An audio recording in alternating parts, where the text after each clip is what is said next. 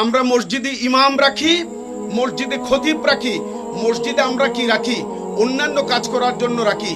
কিন্তু আমাদের ইমাম সাহেবকে আমরা যারা নেতৃত্ব দিই, আমরা যারা জেনারেল শিক্ষিত মানুষ, রাহি ভাইদের মতো মানুষ যারা বললেন হুজুরকে এত সম্মান করি, এই রকম মানুষগুলো আমরা বলি যে হুজুর বাতি নিভে দাও, বল নিভে দিবা, এটা বালুকিয়া ফুরি দাও, বাথরুমে পানি এখানে নষ্ট কেন, এগুলো আপনি কি করবেন? হুজুরের কাম কি ওইটা করা?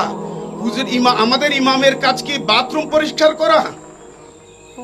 আমি আজ থেকে 3-4 দিন আগে সামাজিক যোগাযোগ মাধ্যমে পতেঙ্গার একটা কোন একটা ছেলে দেখেছি ফেসবুকে লিখেছে, ওখানে বলা হয়েছে তাকে নিয়োগ দেওয়ার ক্ষেত্রে শর্ত দেওয়া হয়েছে বাথরুম সহ সবকিছু পরিষ্কার পরিচ্ছন্ন কে করবে?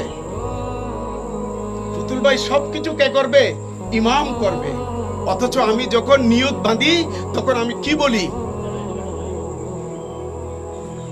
তো এই জিনিসটা যদি আমরা চিহ্নিত করতে না পারি, তাহলে আমরা আলেম উলামাকে সংবর্ধনা দিয়ে কিছুই আমরা করতে পারবো না। এখানে